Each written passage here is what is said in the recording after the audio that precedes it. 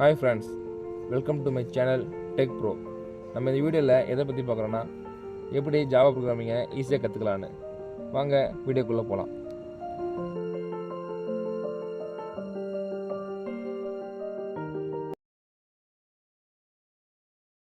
Welcome to Java programming language. இப்போ நம்ம எந்த லாங்குவேஜ் கற்றுக்க போகிறோன்னா ஜாவாங்கிற ஒரு ப்ரோக்ராமிங் லாங்குவேஜ் தான் கற்றுக்க போகிறோம். அந்த லாங்குவேஜ் வச்சு நம்ம ஒரு வெப்சைட்டோ ஒரு ஆப்ஸோ எது வேணால் நம்ம க்ரியேட் பண்ணலாம். Java is object oriented programming language. Object oriented programming languageனா அது வந்து ஒரு செட் ஆஃப் ரூல்ஸ் இருக்கும். இப்படி தான் வந்து ப்ரோக்ராம் வந்து க்ரியேட் பண்ணணும், இப்படி தான் வந்து கால் பண்ணணும், இப்படி தான் வந்து யூஸ் பண்ணணும் அப்படின்னு ஒரு செட் ஆஃப் ரூல்ஸ் இருக்கும். அதுதான் வந்து ஊப்ஸ் கான்செப்ட்னு சொல்லுவாங்க. அப்புறம் வந்து இது கண்டுபிடிச்சது வந்து சன் மைக்ரோ சிஸ்டமில் ஜேம்ஸ் கோஸ்லிங் என்பவர் கண்டுபிடிச்சார். இப்போ வந்து அது யூஸ் பண்ணுறது வந்து ஆர்க்கல் யூஸ் பண்ணிட்டு இருக்காங்க. ஜாவா வச்சு நிறைய வெரைட்டி அப்ளிகேஷனை வந்து க்ரியேட் பண்ணலாம். One of the most familiar language, ஈஸியாக வந்து அண்டர்ஸ்டாண்ட் பண்ணுறதுக்கு. ஹிஸ்ட்ரி ஆஃப் ஜாவா வந்து டெவலப் பண்ண வந்து சன் மைக்ரோ சிஸ்டம்.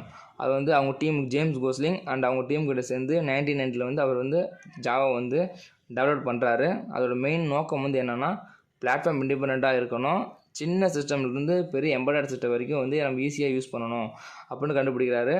அதுக்கு வச்ச ஒரு ப்ராஜெக்ட் நேம் வந்து க்ரீன். அப்புறமேட்டு ஃபஸ்ட் ப்ராஜெக்ட் கண்டுபிடிச்சதுக்கப்புறம் அந்த ஜாவா லாங்குவேஜுக்கு வந்து முன்னாடி ஓக்குன்னு பேர் வைக்கிறாங்க.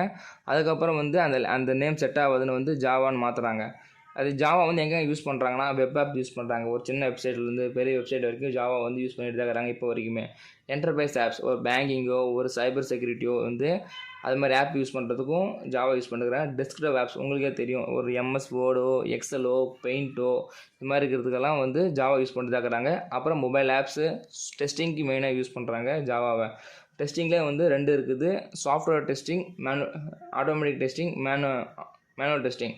ஆட்டோமேட்டிக் டெஸ்டிங் யூஸ் பண்ணுறாங்கன்னா அது வந்து ப்ரோக்ராம் எழுதிடுவாங்க, அது ஆட்டோமேட்டிக்காக ரன் ஆகி என்ன எரர்னு வந்து கண்டுபிடிச்சோம். மேனுவல் டெஸ்டிங்னால் நம்ம தான் வந்து எல்லாத்தையும் கண்டுபிடிக்கணும். அப்புறம் வந்து ஜாவாவோட மெயின் ஃபியூச்சர் வந்து ஊப்ஸ் கான்செப்ட் என்னென்னா கிளாஸ் இருக்குது, ஆப்ஜெக்ட், இன்ஹெரிட்டன்ஸ், பாலிமார்பிசம், அப்ஸ்ட்ராக்ஷன், என்காப்ஷன், இந்த 6ம் சேர்ந்து தான் ஊப்ஸ் கான்செப்ட்னு சொல்லுவாங்க. இந்த ஊப்ஸ் கான்செப்ட் தான் வந்து இப்போ இருக்க நிறையா ப்ரோக்ராமிங் லாங்குவேஜ் வந்து யூஸ் பண்ணிட்டு இருக்கிறாங்க.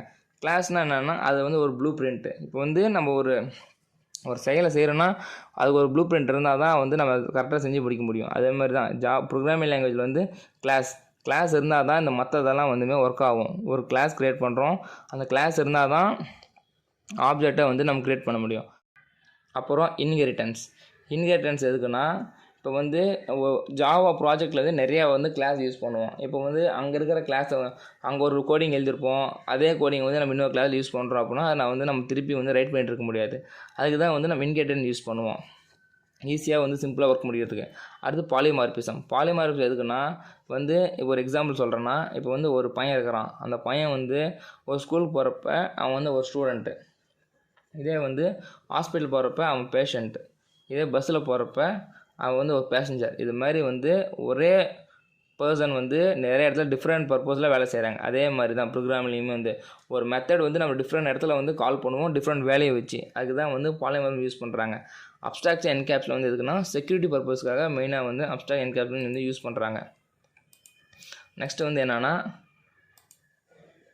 ஜாவாவில் வந்து இன்னும் நிறைய ஃபியூச்சர் இருக்குது. அதில் வந்து என்னென்னா ஃபஸ்ட்டு வந்து ஹை பெர்ஃபார்மன்ஸ்னால் நிறையா ப்ரோக்ராமிங் லாங்குவேஜ் இருக்குது, நிறையா வந்து டாப் மோஸ்ட் லாங்குவேஜ் இருக்குது. ஆனால் வந்து ஜாவா கம்பேர் பண்ணுறப்ப அதோட எஃபிஷியன்ட் வந்து கம்மி தான்.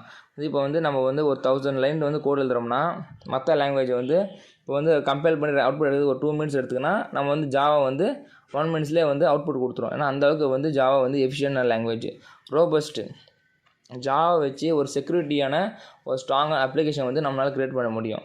அப்புறம் வந்து ஜாவோட மெயின் அட்வான்டேஜ் என்னென்னா டைனமிக் மெமரி மேனேஜ்மெண்ட்டும் எக்ஸப்ஷன் ஹேண்ட்லிங் தான். டைனமிக் மெமரி மேனேஜ்மெண்ட் என்னென்னா இப்போ வந்து ஒரு கிளாஸ் க்ரியேட் பண்ணி அது ஆப்ஜெக்ட் க்ரியேட் பண்ணியிருப்போம், அந்த ஆப்ஜெக்ட் வச்சு நம்ம நிறையா மெத்தடை வந்து கால் பண்ணுவோம்.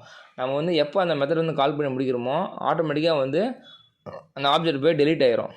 ஏன்னா வந்து அது இருந்தால் நம்ம வந்து லேப்டாப்பில் வந்து ஸ்டாக் பை ஸ்டாக்காக வந்து வேலையை ஏறிட்டே போவோம், அதனால் நம்ம லேப்டாப் ஹேங் ஆக ஆரம்பிச்சிடும். அது அப்படி ஆகக்கூடாதுன்னு தான் டைனமிக் மெமரி மேனேஜ்மெண்ட் வந்து ஜாவாவில் யூஸ் பண்ணுறாங்க. அப்புறம் எக்ஸப்ஷன் ஹேண்ட்லிங், நம்ம வந்து ஒரு கோட் எழுதுறோம்னா அந்த கோடில் வந்து என்னென்ன எரர் இருக்குன்னு வந்து ரன் டைம்லேயே வந்து நம்மளுக்கு கம்பைல் பண்ணுறப்ப கண்டுபிடிச்சி கொடுத்துரும். அது ஜாவாவில் யூஸ் பண்ணுறாங்க.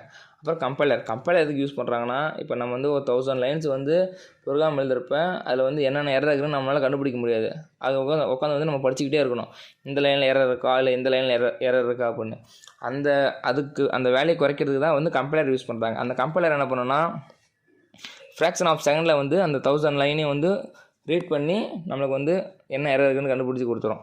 மல்டி த்ரெட்டிங் வந்து இப்போ வந்து நம்ம ஒரு டெஸ்க்டாப் இருக்குது. டெஸ்க்டாப்பில் வந்து நம்ம என்ன பண்ணுறோம், குரோம் யூஸ் பண்ணுறோம், அப்புறம் வந்து பெயிண்ட் யூஸ் பண்ணுறோம், அப்புறம் வீடியோ பார்க்குறோம், வந்து மியூசிக் கேட்குறதெல்லாம் வந்து சிங்கிள் டைமில் வந்து நம்ம வந்து எல்லாத்தையும் நம்ம பார்க்குறோம்.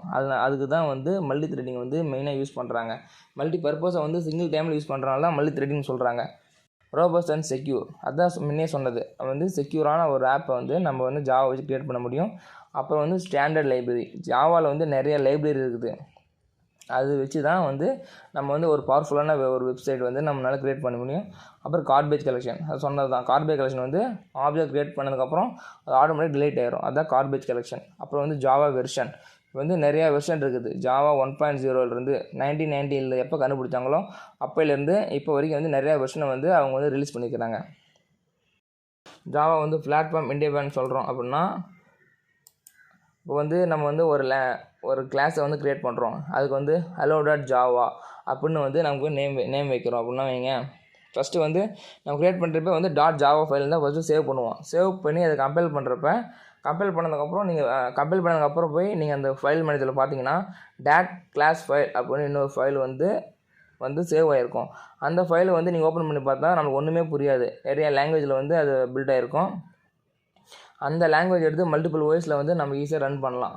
அதனால தான் வந்து ஜாவா வந்து பிளாட்ஃபார்ம் இண்டிபெண்டன்ட் லாங்குவேஜ் சொல்கிறாங்க. அந்த கிளாஸ் ஃபைல் எடுத்து விண்டோஸ்லையோ, லினக்ஸ்லையோ, மேக்லையோ இது மாதிரி நிறையா ஓஎஸில் வந்து நம்ம ரன் பண்ணலாம். அதனால தான் வந்து ஜாவா வந்து பிளாட்ஃபார்ம் இண்டிபெண்டன்ட் லாங்குவேஜ் அப்படின்னு சொல்கிறாங்க.